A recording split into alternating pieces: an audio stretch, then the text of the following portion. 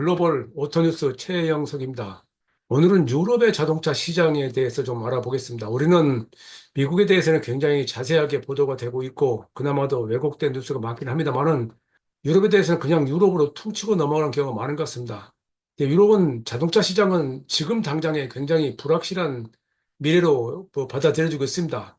저는 이제 항상 그렇지만 데이터를 중시하는 뉴스를 만들어 오고 있기 때문에 데이터에 대해서 가능하면 공신력 인터넷을 많이 사용하는데 제가 유럽에서 주로 사용하는 유럽 관련해서 주로 사용하는 인용하는 데이터는 자토 다이나믹스라고 시장 조사에서 것을 많이 쓰고 있고 ACEA 다시 말해서 유럽 자동차 제조자 협회 것을 주로 합니다. 근데 우리가 알아야 될 것은 유럽은 통상 이야기할 때 18개 주요국 데이터를 내놓은 경우가 있고요. EU 27개, EU 유럽연합 가입국 데이터 그리고 거기 하나 더해서 영국을 포함하는 28개국을 발표하는 게 통상적입니다. 지금 여기는 영국 포함한 그 데이터를 보여주는 것이고요. 그 외에도 뭐 31개국까지 하는 데이터가 있긴 합니다만은 사실은 저는 주로 이제 28개국을 데이터를 주로 반영하여서 이야기를 하고 있습니다. 지금 이 데이터를 위에 지금 그래프가 말해주는 것은 코로나 팬데믹 이전까지 유럽은 자동차 시장이 2014년 1,300만 대에서 2019년 1,600만 대까지 300만 대가량 성장했습니다. 유럽으로서 상당히 큰 성장이죠. 그런데 코로나 팬데믹에 대해서 1,200만 대가 떨어졌다가 작년에 다시 1,300만 대 수준으로 회복을 했는데 올해 다시 큰 폭으로 하락하고 있습니다. 그러니까 올해는 조금 상당히 의외라고 하는 표현들이 많은데 여러 가지 그동안 전문가들의 뭐 분석도 나오고 전망도 나오고 했습니다만은 그 전망들이 제가 이걸 전달하는 입장에서 거의 제대로 맞지 않았기 때문에 일단 저는 이런 데이터를 전달하는 정도에서 제 의견을 조금 보태는 쪽으로 이야기를 해보겠습니다. 지금 이제 흔히 말하는 대로 유럽 자동차업은 지금까지 보지 못했던 도전에 직면해 있다라고 말을 하죠. 물론 다른 나라하고 비슷합니다. 전기차, 정비 규제, 환경 때문에 그렇고 안전 때문에 그렇고 중국의 공격, 이런 복합적인 요소들로 인해서 전체적으로 이제 미래가 불확실하다 이렇게 이야기하고 있습니다. 그래서 지금까지는 다른 자세로 접근해야 된다는 것이 일반적인 의견입니다. 근데 뭐 여기까지는 뭐 그렇게 특별한 이유는 아닌데 저도 지금 뉴스를 계속 업데이트하면서 올해 상반기의 판매 부진에 대해서는 좀 의외다 하는 생각을 합니다. 그러니까 예를 들어서 2024년 상반기 폭스바겐은 1% 감소했고요. 그래도 433만 대로 역시 유럽 1등이죠. 그 다음으로 스텔란티스가 12% 감소했고 BMW는 작년하고 비슷했습니다. 르노는 2% 증가했고 메르세데스 벤츠는 6% 감소가 있습니다. 그런데 특이한 것은 도요타가 9%가 증가해서 사상 최고를 기록했습니다. 이게 이제 하이브리드도 물론 여기에 영향을 끼쳤을 거라 생각합니다. 좀 더 세분에서 보면 7월 한 달 동안에 신차 판매는 2%가 증가했습니다. 그런데 그래서 조금 상승하려나 했더니 8월 신차 판매가 다시 17%, 18%, 17%가 감소했습니다. 배터리 전기차는 36%나 줄어들었습니다. 근데 이제 유럽은 주로 이제 9월 달 경우가 이제 휴가에서 돌아와서 성수기를 맞는다고들 합니다. 9월, 10월이요. 9월 달 데이터가 나와 봐야 되겠지만 지금까지는 그렇습니다. 또 특이한 것은 배터리 전기차에서 BMW가 테슬라를 추월한 것입니다. 그리고 디젤차가 점유율이 7월에 15%, 8월에 14%가 비슷한 양상을 유지하고 있는데 이것은 디젤 스캔들 이전에 50%가 넘었던 60% 가까웠던 상황에 비하면 지금은 거의 폭락한 수준이죠. 어쨌든 이에 대해서 이런 문제로 해서 판매가 잘 되지 않고 그만큼 수익이 떨어지고 또 그것은 공장의 과잉으로 이어지고 그래서 공장 폐쇄로 이어지는 그런 상황이 계속되고 있는 것입니다. 이것이 앞으로도 계속 될지 또 다른 반전 기회를 맞이할지는 두고 봐야 되겠지만 이 데이터가 보여주는 것은 상당히 불안한 것은 분명합니다. 이 전기차만으로 좀 좁혀서 보자면은 좀 데이터가 좀 다른 때에 비해서 재밌습니다. 올해 7월 달 데이터 한 달 걸로 보면은 가장 많이 판매한 7월 한 달 가장 많이 판매한 브랜드가 BMW입니다. 그 다음에 테슬라고요. 한 300대 차이가 나지만은 어쨌든 BMW를 이겼습니다. 이것도 계속 앞으로 지속될지 두고 봐야 되는데 폭스바겐이 12,200대, 그 다음에 볼보가 10,000대 정도 되고요. 아우디, 메르세데스, 뿌조 순이고 그 다음에 현대가 6,300대 정도, 기아가 6,000대 정도인데 두 개 합치면 현대차 그룹이 12,300대 정도로 폭스바겐보다 많습니다. 그러니까 3위가 여기서 3위가 되는 겁니다.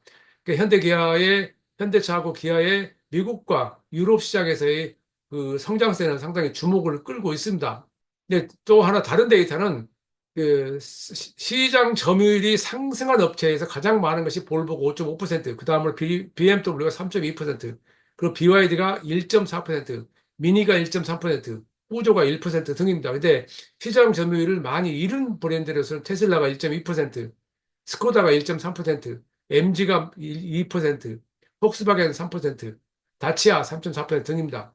이게 이제 시장이 그렇게 과거처럼 그 한쪽으로 그냥 치우쳐서 가지 않는다는 걸 의미하는데, 테슬라가 이렇게 2위로 밀려난 것은 여러 가지 복합적인 문제가 있죠. 지금 현재 점유율로는, 전기차 점유율로 노르웨이가 98%로 가장 앞서 있지만은 판매 대수로는 독일이 가장 많고, 그다음에 성장세로는 영국이 가장 빠르죠.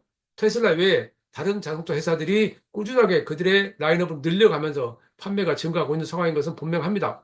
어쨌든 유럽은 전체적으로 2035년까지, 2035년까지 내연기관차 판매 금지 목표를 설정하고 있습니다. 물론 세부적으로 무슨 이퓨얼 같은 것도 있긴 합니다만 어쨌든 지금 큰 목표는 그렇습니다. 그래서 그를 위해서 자동차 회사들은 투자를 해야 되는데 투자하는 것과 그 투자해서 수익성과의 문제가 부딪힙니다. 그러니까 일단 당장의 수익을 쉽게 올릴 수 있는 것은 내연기관차죠. SUV고 지금 유럽은 SUV 시장 점유율이 54%입니다.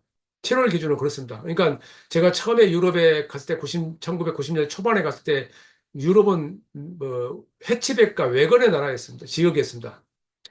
해치백이 주고요. 외건이 그 다음인데 사실 유럽은 주력 시장은 가솔린 내연기관차로 따지면 1리터에서 1.5리터, 다른 표현하면 B 세그먼트, C 세그먼트 차가 주로 많이 팔리는 시장입니다. 특히 남부 유럽을 하면 더 그렇습니다. 그래서 2리터가 넘는 자동차는 유럽에서는 컴퍼니카, 그러니까 우리말로 하면은 법인차 정도로 많이 사용됩니다. 그 시장이 다르죠.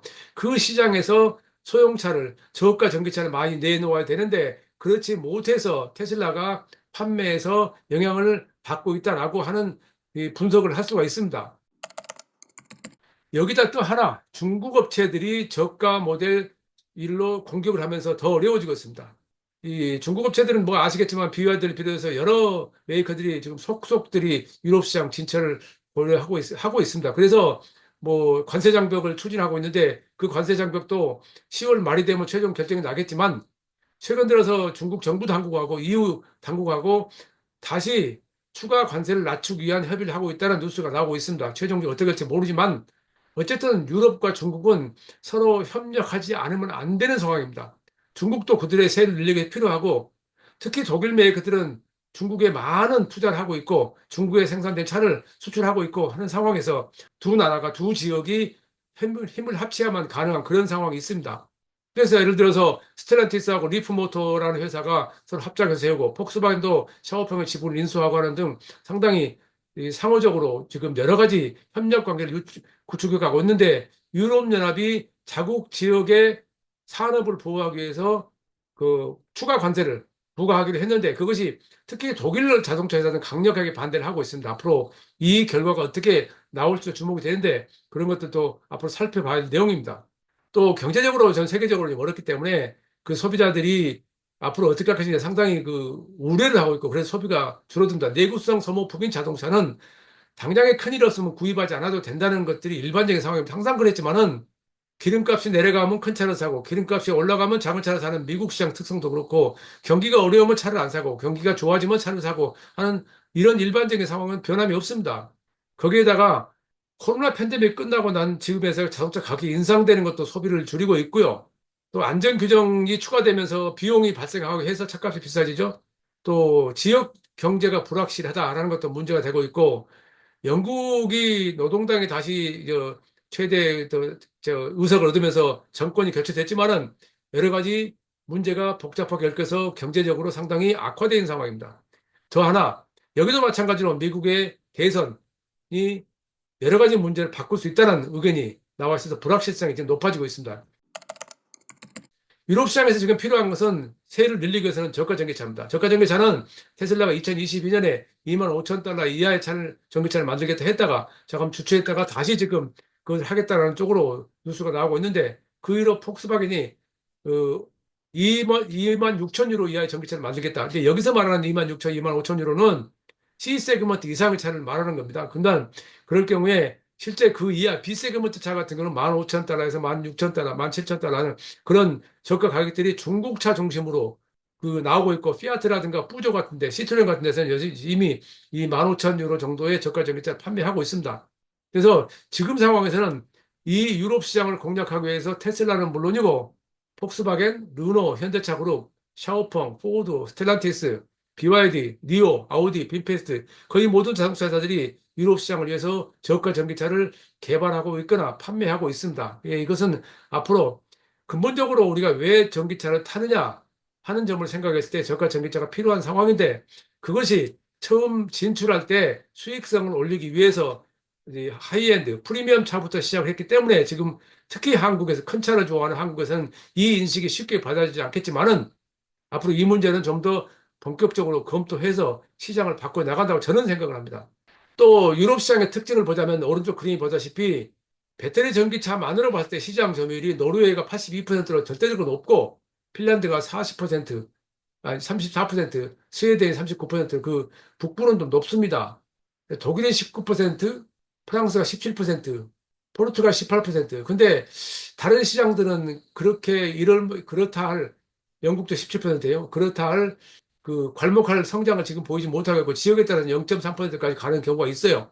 근데 이것을 어떻게 해석을 하냐가 문제인데 궁극적으로 유럽연합이 이렇게 될 수밖에 없는 이유는 비용 때문이죠. 기후 변화를 막기 위해서 탄소 중립을 위해 투자를 해야 됩니다. 그런데 투자만 하다가 보면은 또 소형차 줄여야 되고 그럼 수익이 줄어들죠. 그런데 그러면서 또 자동차 산업 보호도 해야 됩니다. 이것을 어떻게 할 것인가 상당히 어려운 문제죠. 예. 특히 이제 그 CO2를 줄이기 위해서 하는 여러 가지 정책들이 자동차에서는 그만큼 비용으로 들어가죠. 거기에다가 중국 차가 들어오는 것도 막아야 되는데 그렇게 쉬워 보이지는 않고 막는다고 그게 또 모든 문제를 해결할 수 있는 것 같지도 않고 복잡한 것들이 얽혀 있습니다.